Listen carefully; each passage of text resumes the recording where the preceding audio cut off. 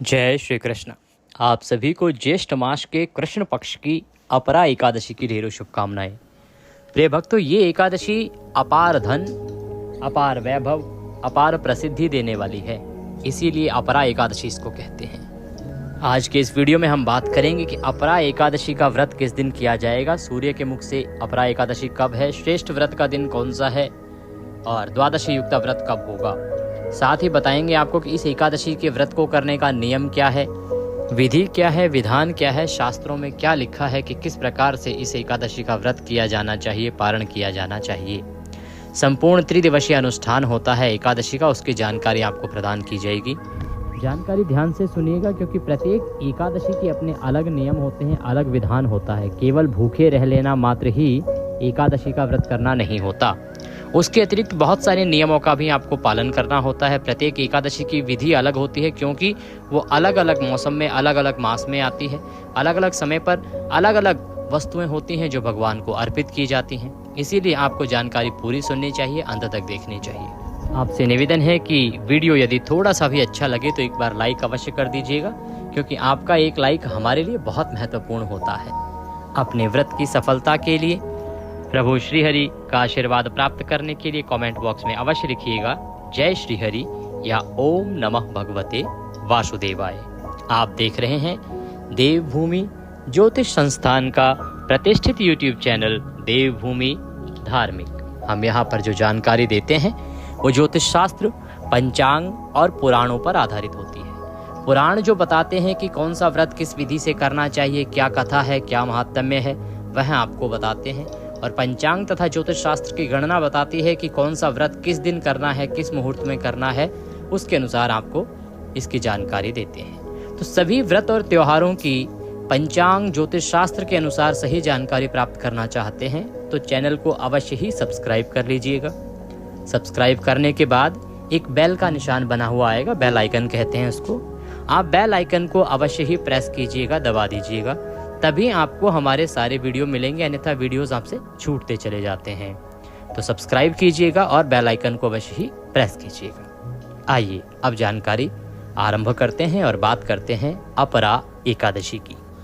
प्रिय भक्तों, शास्त्र कहते हैं कि ज्येष्ठ कृष्णा एकादशी जो है ना, उसका नाम होता है अपरा एकादशी। और भगवान श्री कृष्ण स्वयं बताते हैं कि इस एकादशी का जो नाम है ये अपरा एकादशी इसलिए है क्योंकि ये अपार धन देने वाली है। मनुष्य को इस व्रत को करने से संसार में अपार प्रसिद्धि प्राप्त होती है, अपार कामयाबी प्राप्त होती है। अपरा एकादशी के व्रत के प्रभाव से बड़े बड़े पापों का भी नाश हो जाता है। ऐसा भगवान श्री कृष्ण कहते हैं कि ब्रह्म हत्या, भूत योनि, दूसरे की निंदा आदि सब जो पाप हैं बड़े बड़े, वो इस व्रत के करने मात्र से ही दूर हो जाते हैं। इतना अधिक पुण्य है इस अपरा एकादशी का।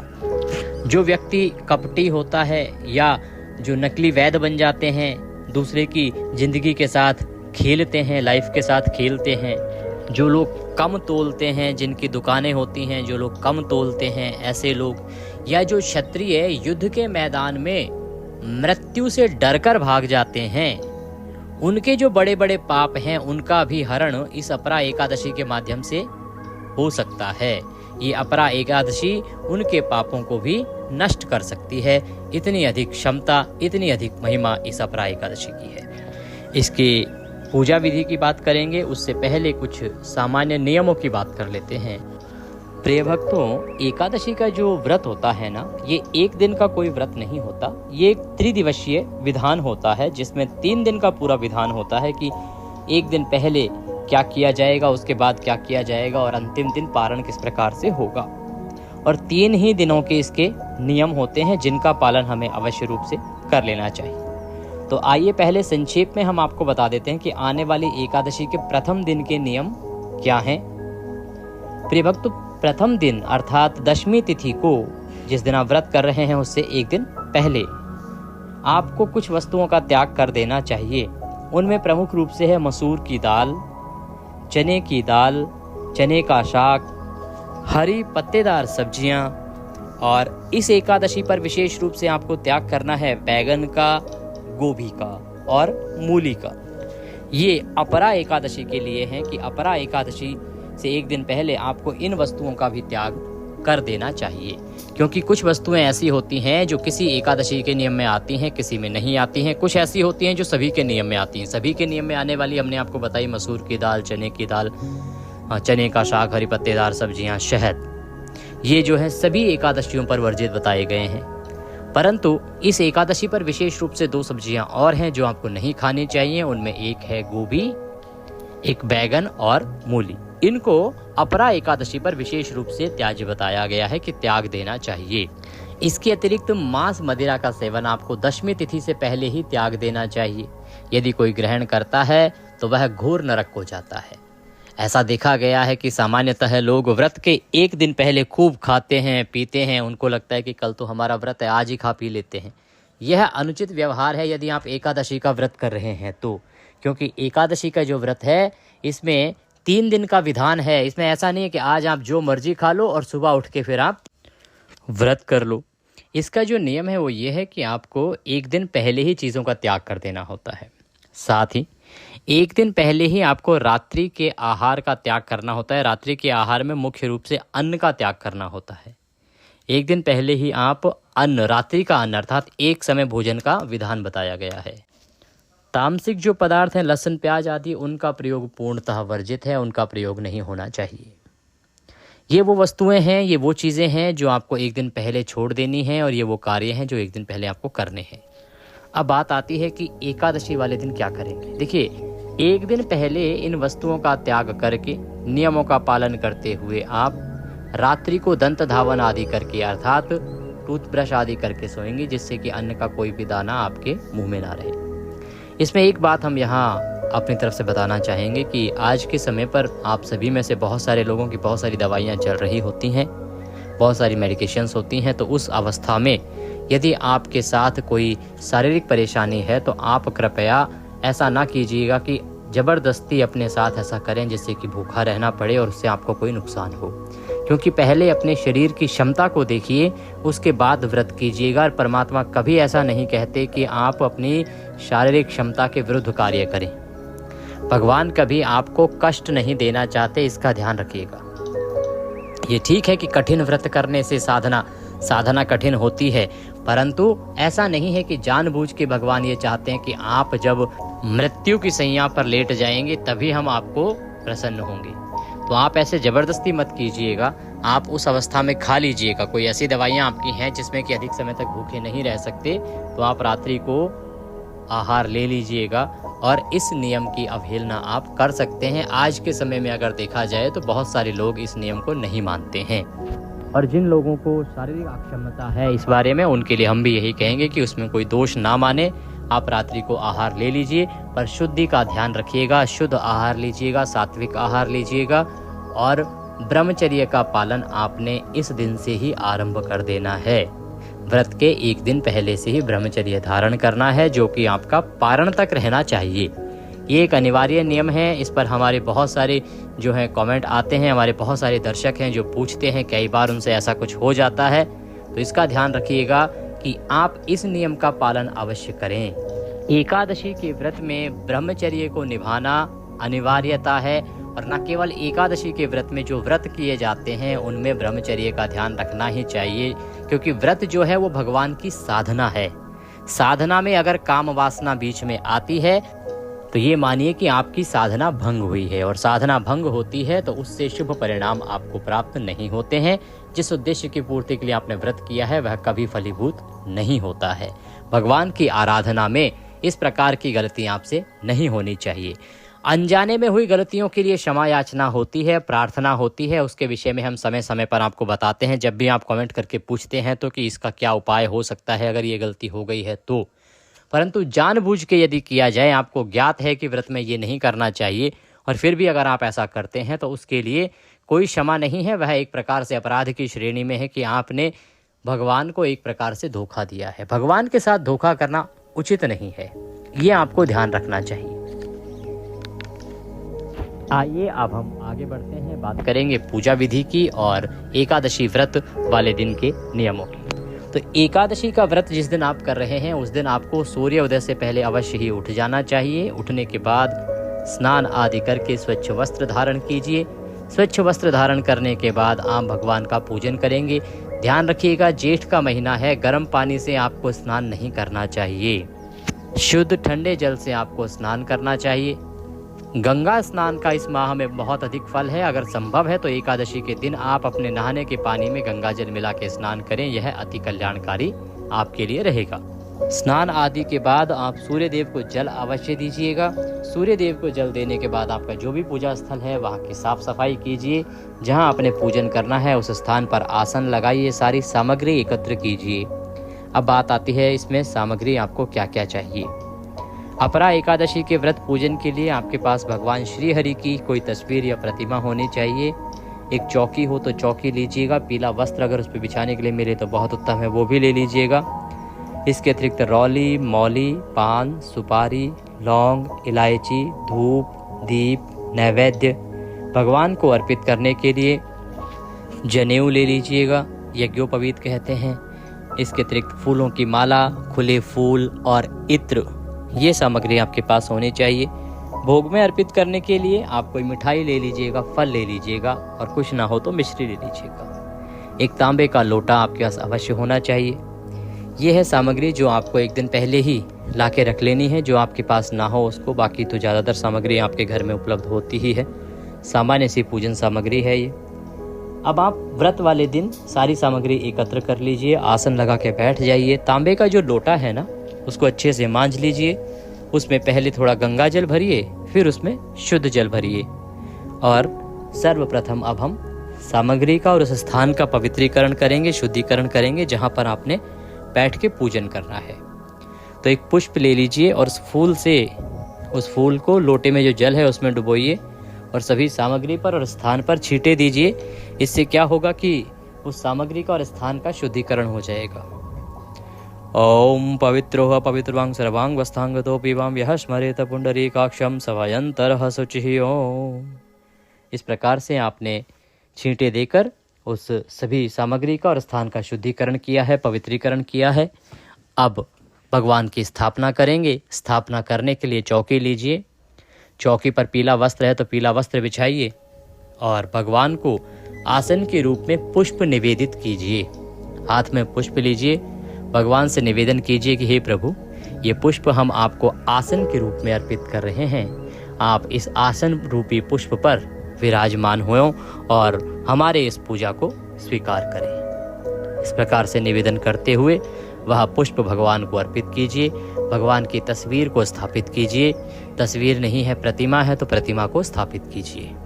उनके सीधे हाथ की ओर एक घी का दिया रखिए और धूप को रख दीजिए। ये स्थापना करने के बाद बात आती है कि किसी के पास चौकी ना हो तो वो क्या करे और कैसे पूजन करे, कैसे स्थापना करे। अगर चौकी नहीं है तो कोई बात नहीं। चौकी जो है वो पूजा के लिए अनिवार्य वस्तु नहीं है।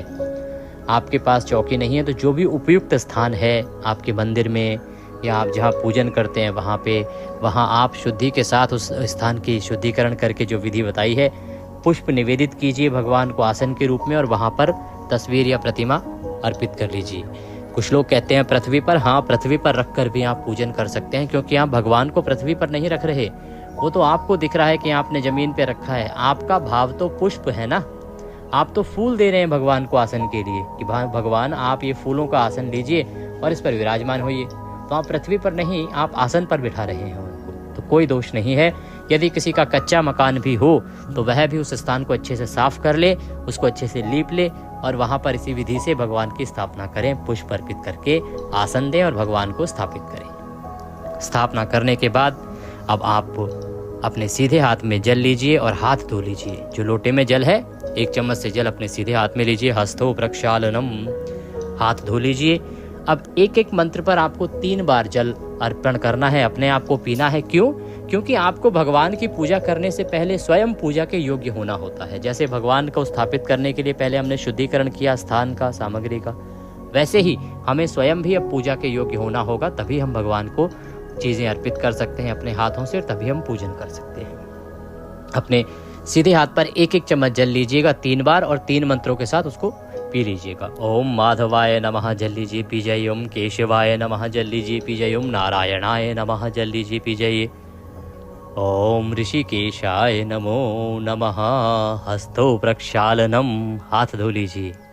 अब आप हाथ धो लीजिए, अपने आप को तिलक कीजिए, मौली बांधिए। परिवार के लोग या बाकी लोग कोई बैठ के साथ में पूजन कर रहे हैं तो उन्हें भी तिलक कीजिए और मौली बांधिए। भगवान का अब हम पूजन आरंभ करेंगे। भगवान के सामने एक पात्र रख दीजिए, कोई कटोरी रख दीजिए, जिसमें कि आप पूजा की सारी सामग्री अर्पित करते जाएंगे, चढ़ाते जाएंगे। इससे लाभ ये होगा कि वो जो सामग्री है वो इधर उधर फैलेगी नहीं, पैरों में नहीं आएगी। जो आप जल अर्पित करेंगे भगवान को वह भी पैरों में नहीं आएगा, फैलेगा नहीं। भगवान श्री हरि को सर्वप्रथम पद्य, अर्घ्य, आचमनी अर्पित किया जाता है। तो एक एक मंत्र पर एक एक चम्मच जल भगवान को अर्पित कीजिएगा। ओम भूर्भुवः स्वः। ओम श्री ज्येष्ठ मासे कृष्ण पक्षे अपरा एकादश्यायां व्रत पूजनम प्रारंभः कुरुः। व्रत पूजन निमित्तार्थाय पूजन मध्ये भगवान श्री हरि विष्णु निमित्तार्थाय पद्यम समर्पयामि। भगवान को पद्य के रूप में एक चम्मच जल लीजिए और वह अर्पित कीजिए।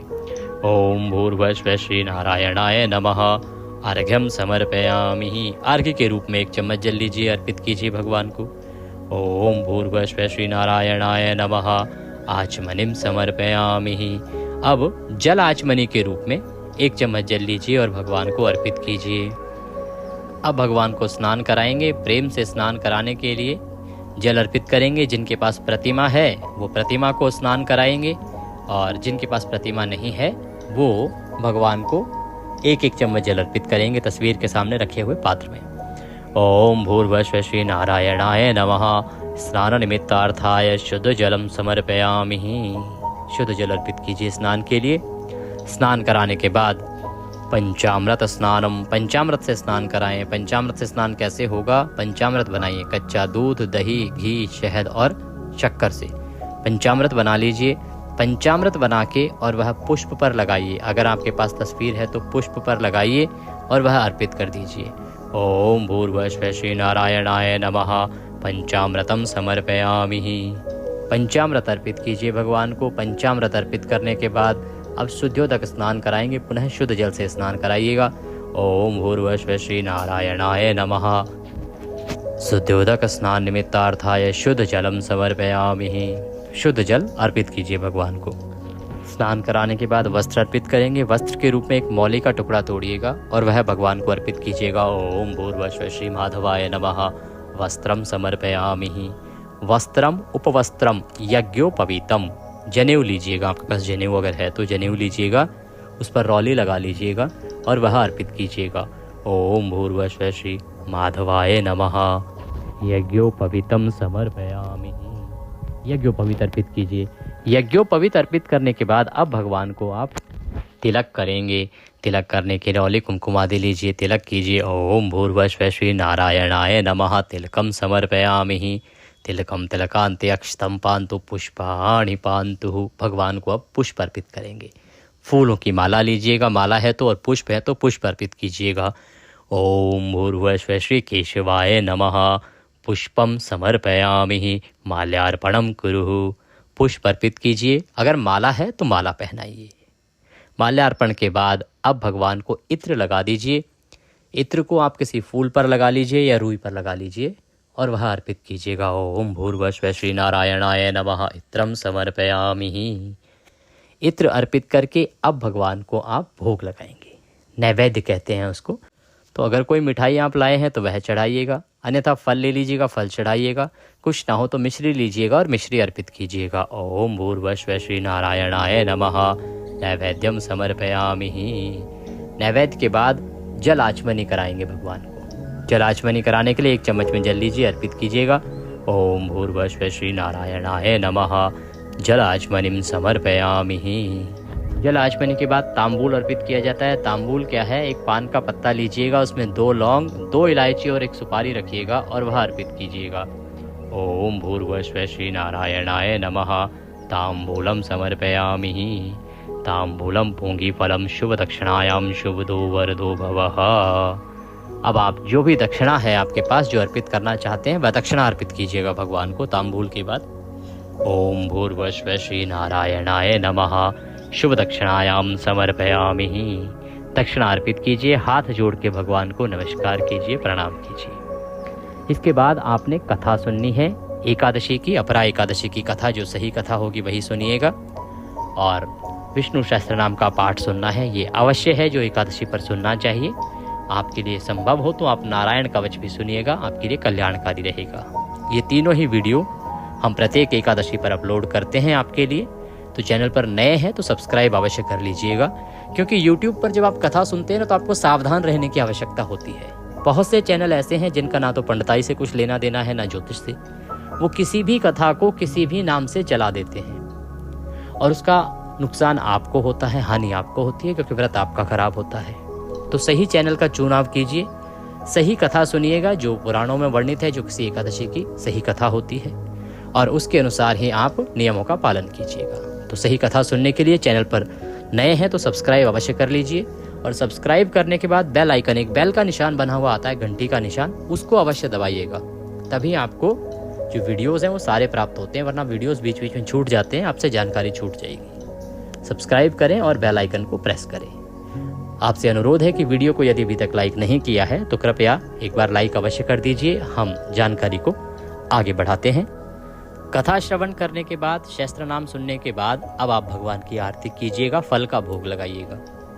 नियमों के अनुसार एकादशी के दिन का पालन कीजिएगा, व्रत के दिन का पालन कीजिएगा। ब्रह्मचर्य का पालन करते हुए किसी के प्रति अपशब्द नहीं बोलने हैं, किसी की हानि नहीं करनी है, किसी को नुकसान नहीं पहुंचाना है, किसी का दिल नहीं दुखाना है, किसी पे अकारण क्रोध नहीं करना है। घर में शांति और सात्विकता का आपको माहौल बना के रखना है, क्योंकि भगवान श्री हरि आपके यहाँ विराजमान है। जब तक भगवान आपके घर में है तब तक पूरे घर में शुद्धि रहनी चाहिए। दिन में जो भी आपके दैनिक कार्य हैं उनको कीजिए। ऑफिस जाते हैं ऑफिस जाइए, रोजगार को देखिए। घर में अगर आपके घर के काम है तो घर के कामों को देखिए। सायंकाल को संभव है तो कीर्तन कीजिएगा। रात्रि काल को यदि संभव है तो जागरण कीजिएगा। और शयन करना हो और प्रयास कीजिएगा, संभव हो तो पृथ्वी पर शयन कीजिएगा। और पारण के लिए सूर्योदय से पहले अवश्य ही उठ जाइएगा। एक बात बताते हैं, अभी जो हमने पूजा विधि आपको बताई थी उसमें कुछ ऐसी वस्तुएं हैं जो यदि आप अर्पित नहीं भी करते हैं तो आपकी पूजा जो है उससे खराब नहीं होती है, व्यर्थ नहीं जाती है। जैसे अगर जनेऊ आपको ना मिले तो कोई बात नहीं, और इत्र आपको ना मिले तो कोई बात नहीं। बाकी जो पूजा की सामग्री है वो आपके पास होनी चाहिए। अब बात करेंगे कि ये जो महत्वपूर्ण दिन है, इसका व्रत करना किस दिन है, इसका पारण कब होगा, उसके क्या नियम आदि होंगे।